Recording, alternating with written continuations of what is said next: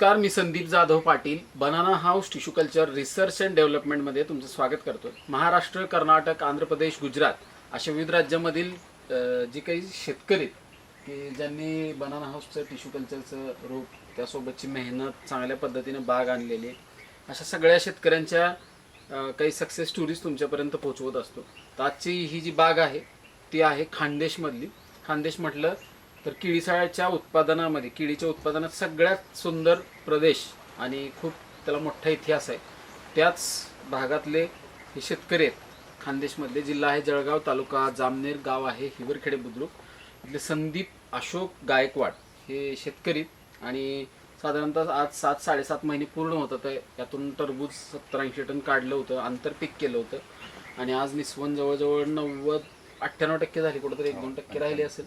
तर पूर्ण बाग आणि त्यासोबतचं काय व्यवस्थापन केलेलं नियोजन. आम्ही इथं आलतो त्यावेळेस पण शेतकरी फवारा मारत होते. अशा पद्धतीनं हे कष्ट करणारे शेतकरी आणि ह्यांचा अनुभव आज तुमच्याशी मी शेअर करणार. संदीप दादा, तुमचं नाव आणि इथं आपण किती एकरवर कुठली कुठली पिकं घेतो सांगा. माझं नाव संदीप अशोक गायकवाड, राहणार पळसखेडा, तालुका जामनेर, जिल्हा जळगाव. पळसखेडा गावात. पळसखेडा. आणि जो एकूण आत्ता तुमच्याकडे किती क्षेत्र आहे? माझ्याकडे 12 एकर शेती आहे. त्यामध्ये कुठली पिकं आहेत? बीसी, कपाशी आणि केळी हे दोनच पिकं घेतो. कपाशी आणि केळी. हे दोनच पिकं आहेत. आता ही जी केळीचं क्षेत्र आहे ते क्षेत्र किती आहे आणि किती बाय किती अंतरावर किती रोपं बसवलेले आहेत? क्षेत्र 5.5 एकर आहे. ते 5x5 वर केळी लागवड केली. 8.5 रोप बसले जाईल. आणि ज्या वेळेस ह्या क्षेत्रात केळी लागवड करायची ठरलं त्याच्या आधी कुठलं पीक होतं आणि काय कशी जमीन तयार केली आणि काय केलं? केळी लागवडच्या पहिले कपाशी होती. कपाशी नंतर केळीमध्ये आंतरपीक टरबूज घेतलेलं आहे. ना असू दे की, पण क्षेत्र कसं सांगा की, जमीन काय, नांगरणी, रोटरणी, वखरणी, काय काय काय काय? हो, नांगरणी केली ती. त्यानंतर रोटो मारलं होतं. नंतर रोटो नंतर बेड वाढले ते. शेणखत? हो, शेणखत टाकलेलं आहे. याच्यात कमी 40 ट्रॉली शेणखत टाकलेलं आहे. किती एकराला? 5.5 एकरा. 5.5 एकराला 40 ट्रॉली शेणखत आहे.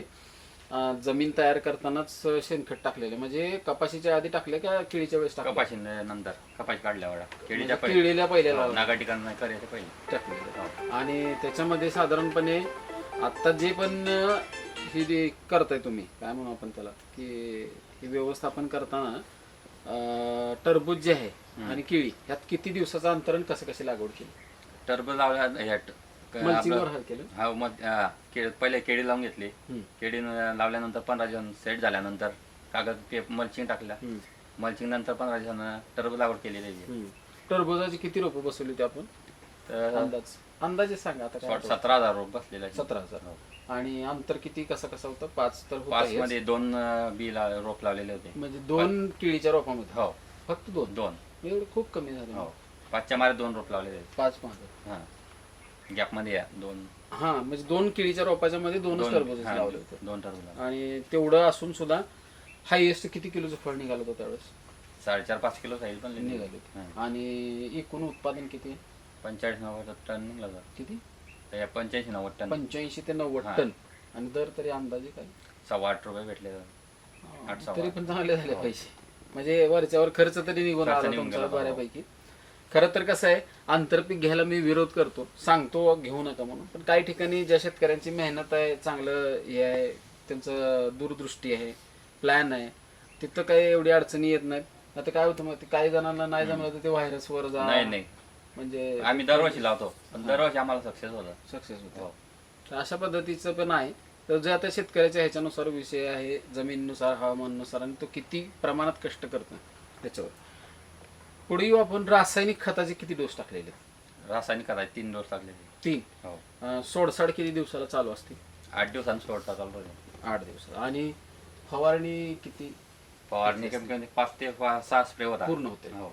एक अंदाजे, आता तर सवडा आपण खर्च काढलाय तो बोनस आहे आपला, प्रॉफिट आहे आंतरपिकातला, पण निव्वळ केळीला एक अंदाजे आतापर्यंत किती रुपये खर्च आला असेल ह्यात सगळाच खत, फवारणी, औषधं, रोपं सगळं करतो? आता ते 70-75 रुपये खर्च आला नाही आतापर्यंत. 75 समजा 70 झाला राऊंड वगैरे, तोपर्यंत 70 म्हणलं तरी 7-5-35 3.5 लाख रुपयापर्यंत. हो, 7,000 रुपये नाही, 8,000. 8,000.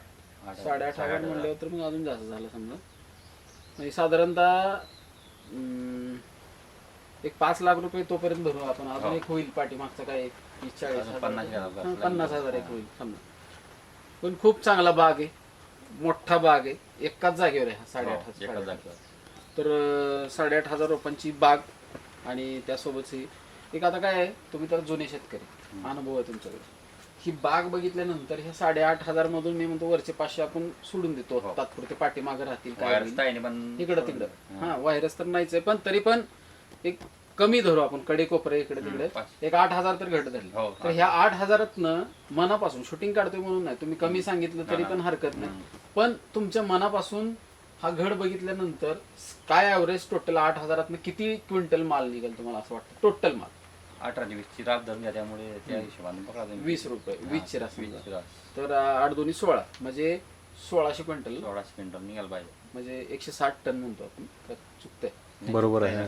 नाही, 160 टन हां, म्हणजे 1600 क्विंटल ना. हां. हां, 1600 क्विंटल 160 टन. है ना, बरोबर. बरोबर. हां.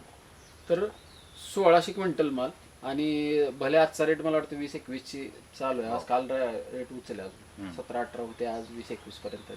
पण एक सरासरी लमसम जरी कमीत कमी जरी कॅल्क्युलेशन केलं आपण, तरी पण चांगला आर्थिक नफा हा इथं म्हणजे सहजासहजी 17-18 लाखाचा बाग होऊन जाईल. हो. होईल का नाही? हा, व्हायला पाहिजे.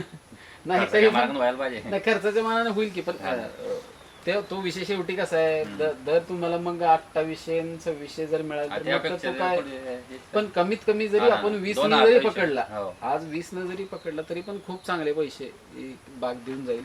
आणि होणारच आहे तसं, कारण मला वाटतं 1.5 महिना लागेल का असून का 2 हो, 2 दीड- महिने, 1.5-2 महिने लागेल. 2 महिन्यामध्ये इथलं हार्वेस्टिंग होईल, म्हणजे बरोबर नवरात्राच्या नवरात्र महिने चालू होईल. चालू होऊन जाईल. तर चांगले उत्पादन, चांगले यांचे कष्ट आहेत त्या पाठीमागे, हे काय फक्त नुसतं रोपांमुळे नाही.